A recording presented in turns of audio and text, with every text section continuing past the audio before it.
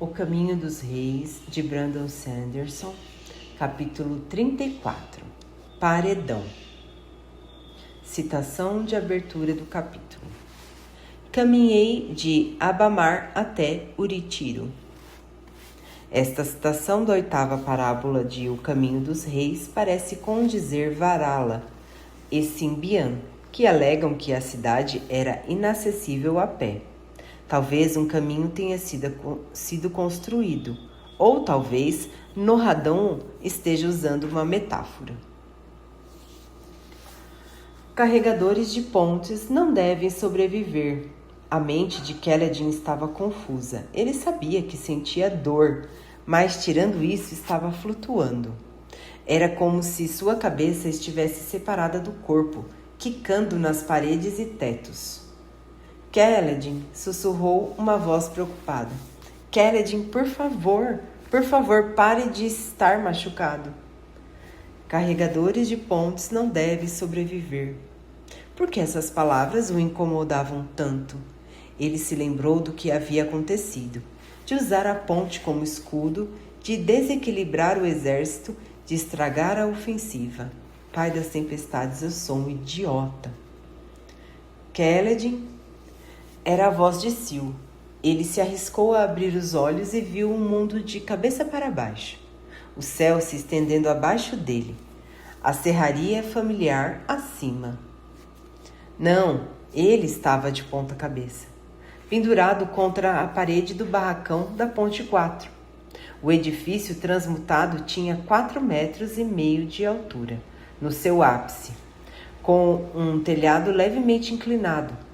Kaledin estava amarrado pelas canelas a uma corda, que por sua vez estava fixada em um anel preso no telhado inclinado.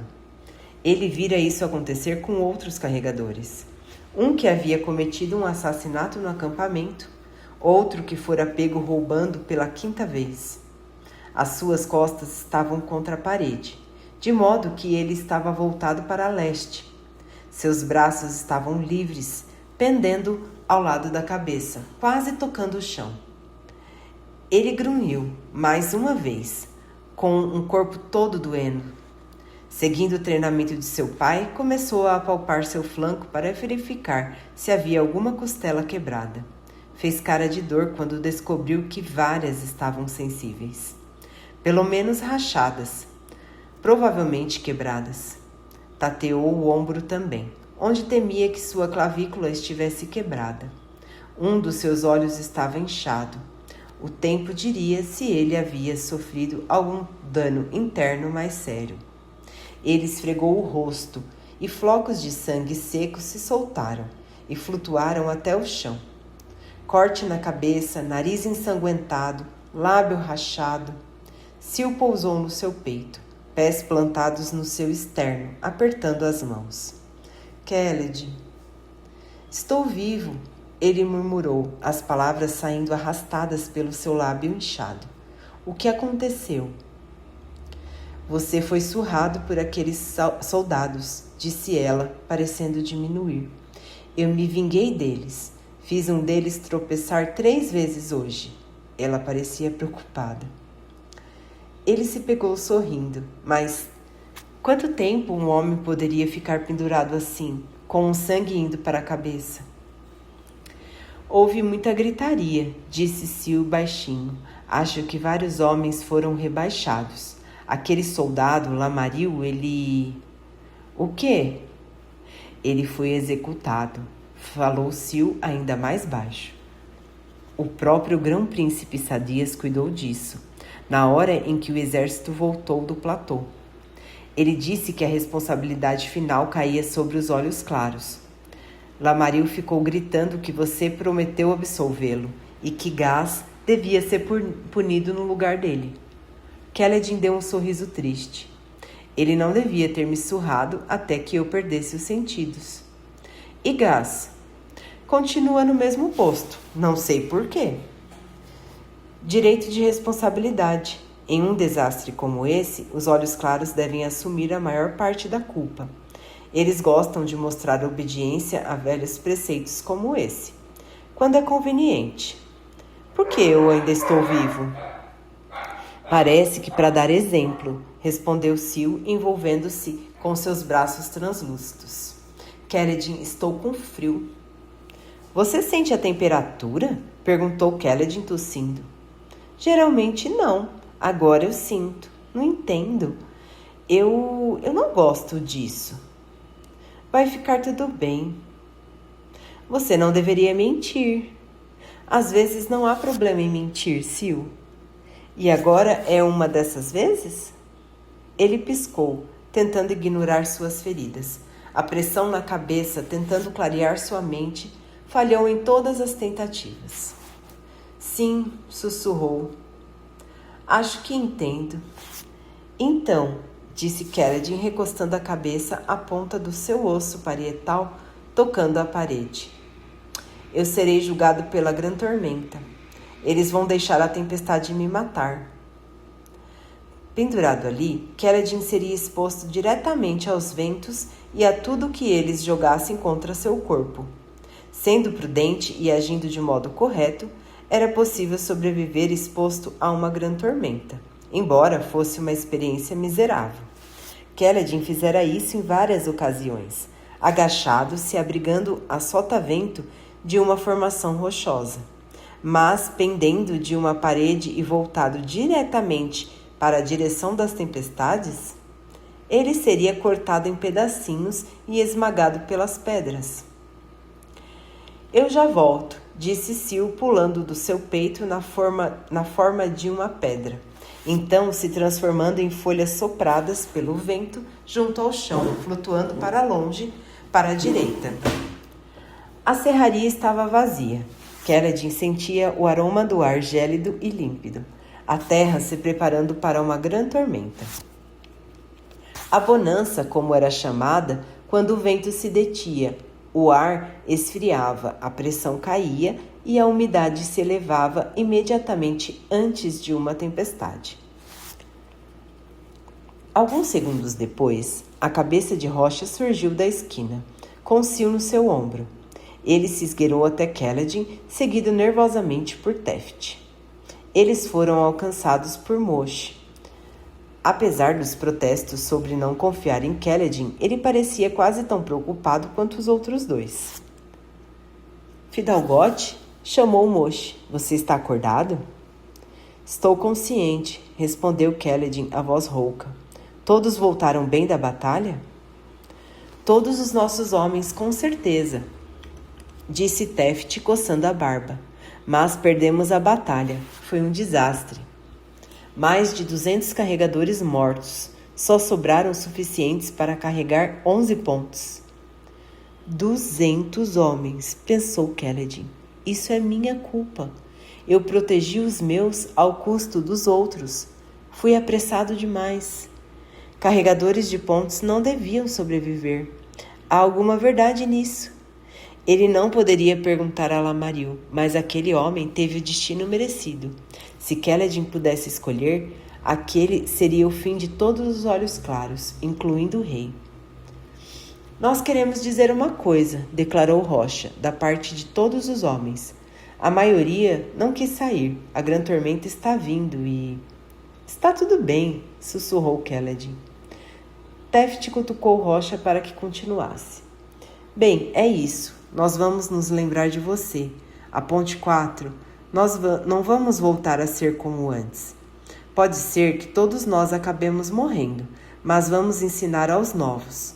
Fogueira de noite, riso, vida, vamos fazer disso uma tradição, por você. Rocha e Teft sabiam sobre a erva-botão. Eles poderiam continuar ganhando dinheiro extra para pagar pelas coisas. Você fez isso por nós, acrescentou Moshe. Nós teríamos morrido naquele campo. Talvez tantos quanto morreram nas outras equipes. Desse modo, só vamos perder um. Eu digo que o que eles estão fazendo não está certo, falou Teft com a cara fechada. Conversamos sobre cortar essa corda. Não, disse Kelledin. Isso só faria que vocês sofressem uma punição similar. Os 3 homens se entreolharam.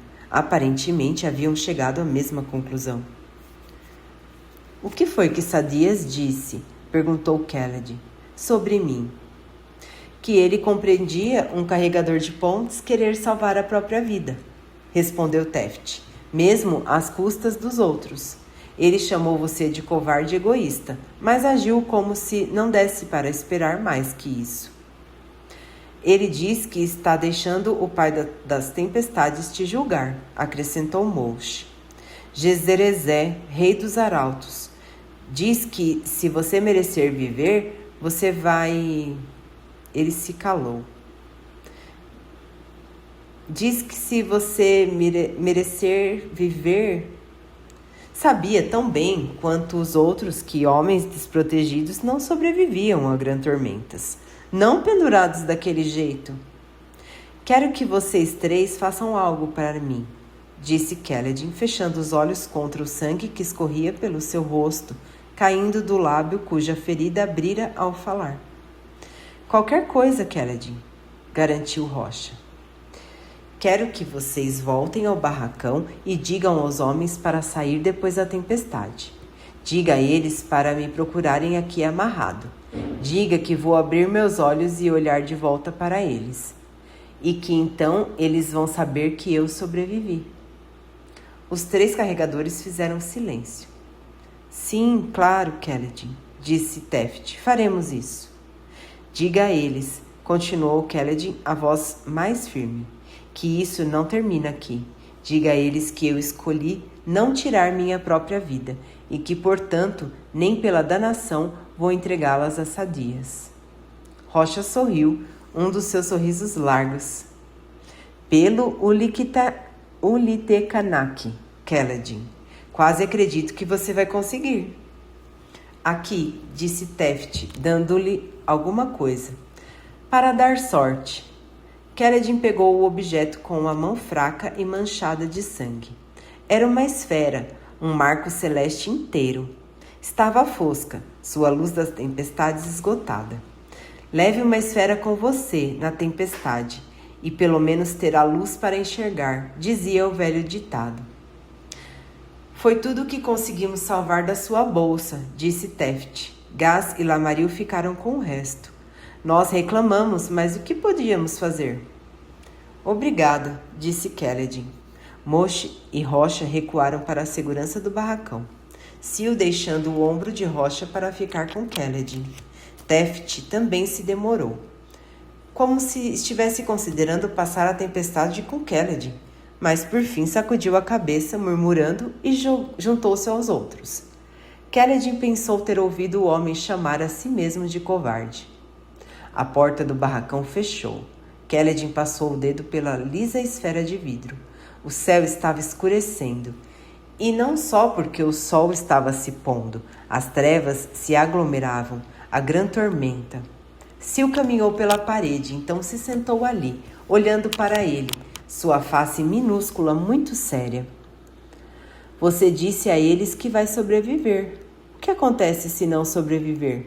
A cabeça de Keled pulsava com seu batimento cardíaco. Minha mãe sentiria vergonha se soubesse como deixei os soldados me ensinarem rapidinho a jogar. Na primeira noite no exército de Abaran, eles já me botaram para apostar esferas. Keled? Disse Sil. Desculpe, disse ele, balançando a cabeça. O que você disse me lembrou daquela noite. Há um termo no jogo, sabe? Entrar com tudo. É como chamam, quando você coloca todo o seu dinheiro em uma aposta. Não entendi. Estou apostando tudo a longo prazo, sussurrou Keled. Se eu morrer, então eles vão sair, balançar as cabeças e dizer que sabiam que isso ia acontecer. Mas se eu viver, eles vão lembrar, e isso vai dar esperanças a eles. Podem ver isso como um milagre. Sil ficou em silêncio por um momento. Você quer ser um milagre? Não, sussurrou Caladin. Mas para eles eu serei. Era uma esperança estúpida e desesperada. O horizonte ocidental, invertido na sua visão, estava escurecendo. Daquela perspectiva, a tempestade era como uma sombra de uma enorme fera se arrastando pelo chão. Ele sentia a confusão perturbadora de alguém que havia sido atingido com força na cabeça. Concussão, esse era o nome. Ele estava com dificuldade para pensar, mas não queria ficar inconsciente. Ele queria olhar de frente à grande tormenta, ainda que ela o apavorasse. Sentiu o mesmo pânico que vivenciou ao olhar para o abismo escuro, quando quase se matara. Era o medo de que não podia ver, do que não podia ver, do que não podia saber. O paredão se aproximou, a cortina visível de chuva e vento no início de uma grande tormenta. Era uma onda massiva de água, terras e rochas com centenas de metros de altura, milhares e milhares de esprenos de ventos unindo a frente. Em batalha, ele sempre fora capaz de lutar até alcançar a segurança usando sua habilidade com a lança. Quando pisara na beira do abismo, houvera uma linha de retirada.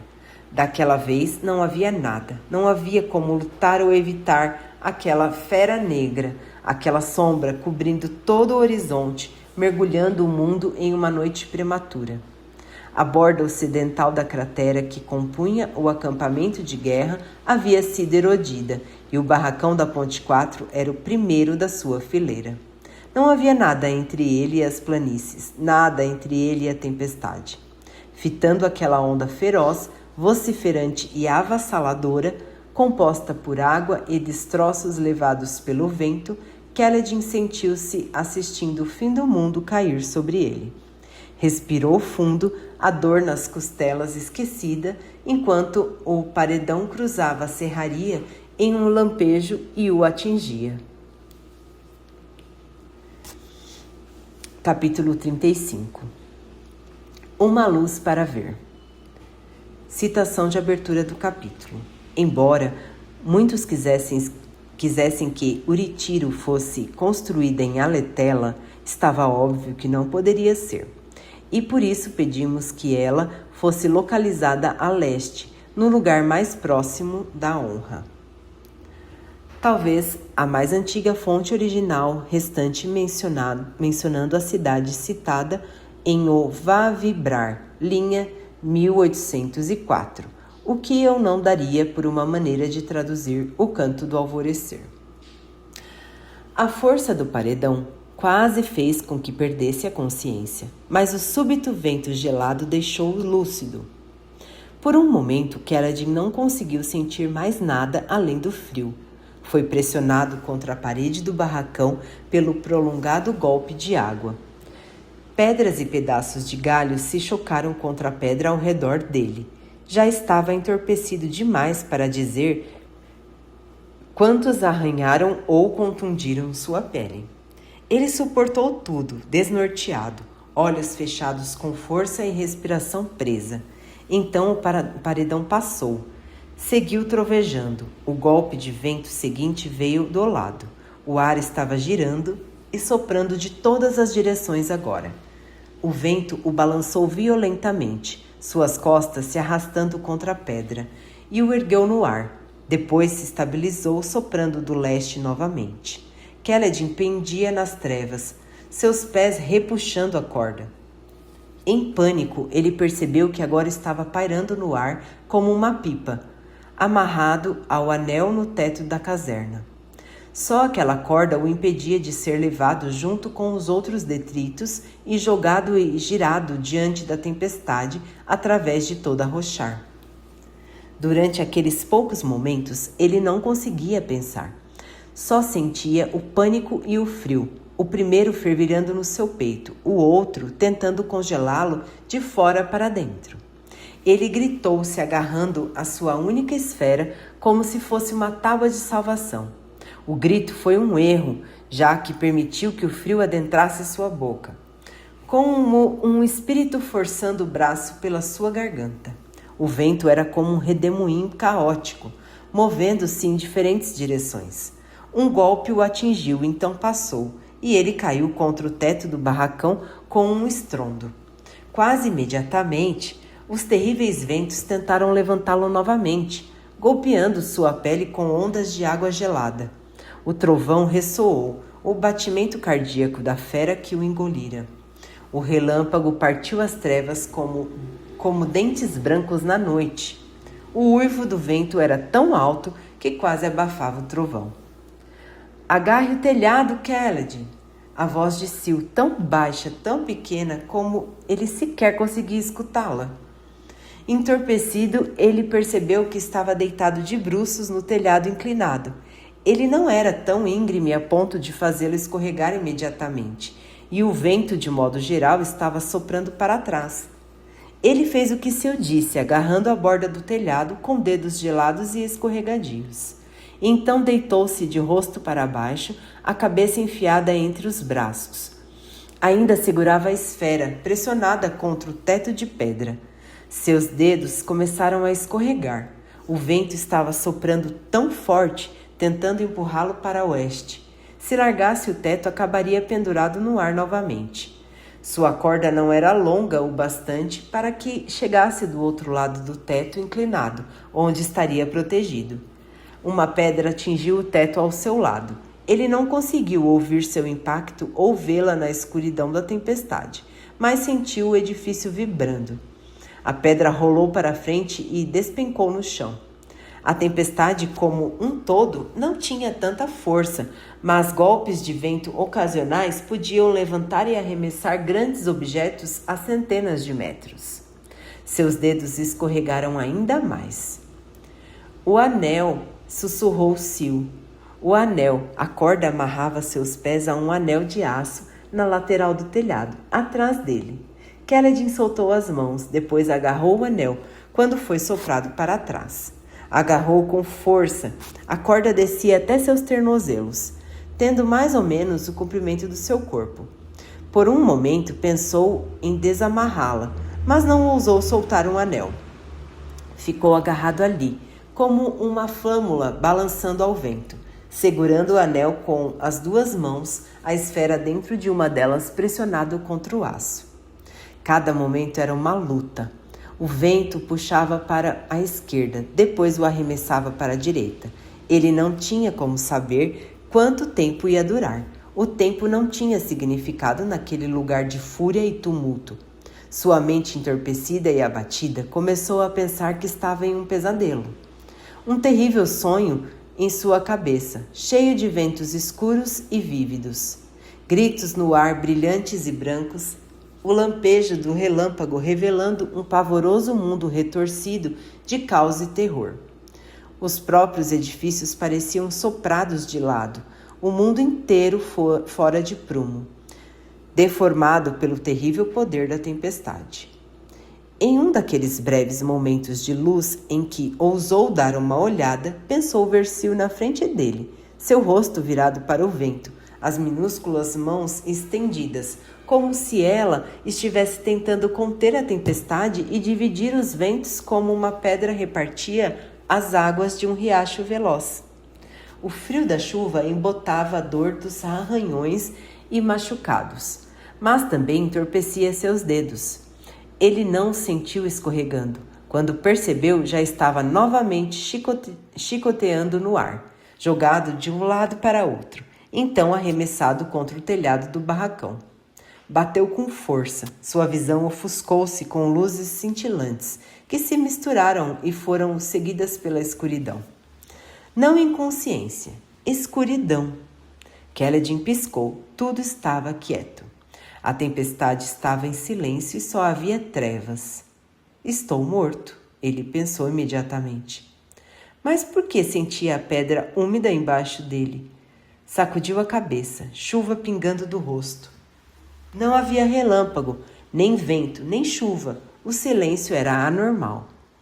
Ele se levantou cambaleando, conseguindo ficar de pé na suave inclinação do telhado.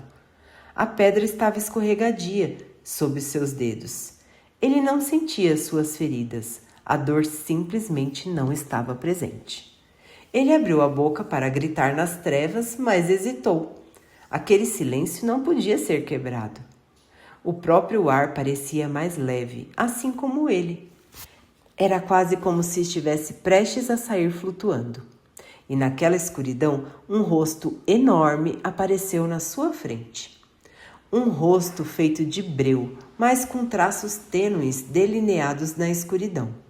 Era amplo, da largura de uma gigantesca tempestade, e estendia-se até os confins do céu, e ainda assim era totalmente visível para Kaledin, inumano, sorridente.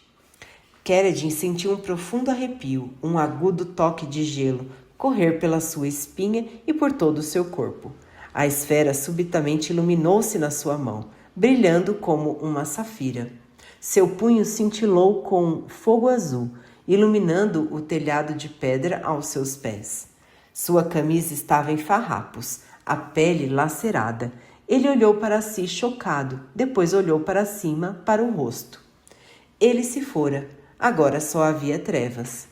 O relâmpago piscou e as dores de Kaledin retornaram.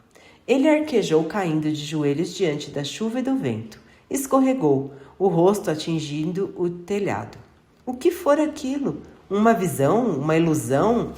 A força lhe escapava, seus pensamentos novamente se nevoando. Os ventos já não eram tão fortes, mas a chuva ainda era muito fria. Letárgico, confuso, quase dominado pela dor, ele levantou a mão e olhou para a esfera. Estava brilhando, coberta com seu sangue e brilhando. Ele sentia dor demais e sua força se esvaíra. Fechando os olhos, foi envolto por uma segunda escuridão, dessa vez a da inconsciência. Rocha foi o primeiro a chegar na porta quando a grande tormenta amainou. Teft o seguiu para mais devagar, grunhindo. Seus joelhos doíam. Seus joelhos sempre doíam perto de uma tempestade. Seu avô sempre reclamava disso no fim da vida, e Teft o chamava de tonto. Agora sentia o mesmo. Danação tormentosa, pensou ele, saindo com cansaço. Ainda estava chovendo, naturalmente. Eram as lufadas posteriores de chuva que seguiam uma grande tormenta. Acalmaria. Uns poucos esprenos de chuva estavam sentados nas poças como velas azuis, e alguns esprenos de vento dançavam nos ventos das tempestades. A chuva era fria e respingava das poças que encharcavam seus pés nas sandálias, gelando toda a pele e músculo. Ele detestava se molhar, mas também detestava um monte de coisas. Por algum tempo a vida parecia melhorar, agora não mais. Como tudo deu tão errado tão rápido, ele pensou, envolvendo o corpo com os braços. Caminhando lentamente e tomando cuidado com os pés, alguns soldados haviam deixado suas casernas e estavam ali perto, usando mantos de chuva, vigiando, provavelmente para garantir que ninguém havia saído escondido para soltar Kaledin antes da hora. Mas eles não tentaram deter Rocha. A tempestade havia passado. Rocha virou correndo a esquina até a lateral do edifício. Outros carregadores deixaram o barracão para trás enquanto Teft seguiu Rocha. Papaguampas tormentoso, avançando como um grande chule. Ele realmente acreditava, pensava que ia encontrar o jovem e estúpido líder de Ponte vivo. Provavelmente achava que iam encontrá-lo tomando uma bela xícara de chá, relaxando na sombra com o próprio pai das tempestades. E você não acredita? Teft perguntou a si mesmo, ainda olhando para baixo. Se não acredita, por que está seguindo ele? Mas se você acreditasse, olharia, não fitaria os próprios pés. Olharia para cima e veria. Seria impossível um homem acreditar e não acreditar ao mesmo tempo? Teft deteve-se ao lado de Rocha e, tomando coragem, ergueu os olhos para a parede do barracão. Ele viu o que esperava e temia. O cadáver parecia um pedaço de carne de cavalo no abatedouro, esfolada e sangrada. Aquilo era uma pessoa. A pele de Kaledin estava rasgada em centenas de lugares. Gotas de sangue se misturando com chuva e escorrendo pela parede do edifício. O corpo do rapaz ainda pendia pelos tornozelos. Sua camisa fora despedaçada. Suas calças de carregador estavam em farrapos. Ironicamente, seu rosto estava mais limpo agora do que quando o deixaram lavado pela tormenta. Teft já vira homens mortos o suficiente no campo de batalha para saber o que estava olhando. Pobre rapaz, pensou, sacudindo a cabeça, enquanto o resto da Ponte 4 se reunia ao redor dele e de Rocha, silenciosos e horrorizados. Quase me fez acreditar em você, ele pensou. Os olhos de Kaledin se abriram subitamente. Os carregadores reunidos arquejaram, vários deles praguejando e caindo no chão, se encharcando nas poças de chuva. Kaledin inspirou de modo entrecortado, sibilando, seu olhar encarando adiante intensamente sem ver nada. Ele expirou, lançando perdigotos sangrentos sobre os lábios. Sua mão direita, pendendo abaixo dele, se abriu. Algo caiu nas pedras, a esfera que Teft lhe dera. Ela caiu em uma poça e parou ali. Estava escura, sem conter luz das tempestades. Em nome de Kelek, o que é isso? Teft pensou ajoelhando-se. Quando se deixava uma esfera do lado de fora durante uma grande tormenta, ela acumulava a luz da tempestade. Na mão de Kaledin, aquela deveria estar totalmente infundida. O que dera errada? Uma lacaque, berrou Rocha apontando. Kama morrohai namaval. Ele parou, percebendo que estava falando no idioma errado. Alguém me ajuda a tirá-lo dali. Ainda está vivo. Precisamos de uma escada e uma faca. Rápido. Os carregadores correram. Os soldados se aproximaram, murmurando, mas não detiveram os carregadores. O próprio Sadias havia declarado que o pai das tempestades escolheria o destino de Kaledin. Todos sabiam que aquilo significava a morte. Só que Teft se levantou segurando a esfera fosca. Uma esfera vazia depois de uma tempestade, ele pensou. É um homem que ainda está vivo quando deveria estar morto. Duas impossibilidades. Juntas, elas indicavam algo que devia ser ainda mais impossível. Onde está essa escada? Teft se pegou gritando. Malditos sejam! Rápido, rápido! Precisamos fazer curativos. Alguém pegue aquele unguento que ele sempre coloca nas feridas. Ele olhou de volta para Kaledin, então falou em uma voz muito mais baixa. E é bom que você sobreviva, filho, porque eu quero algumas respostas.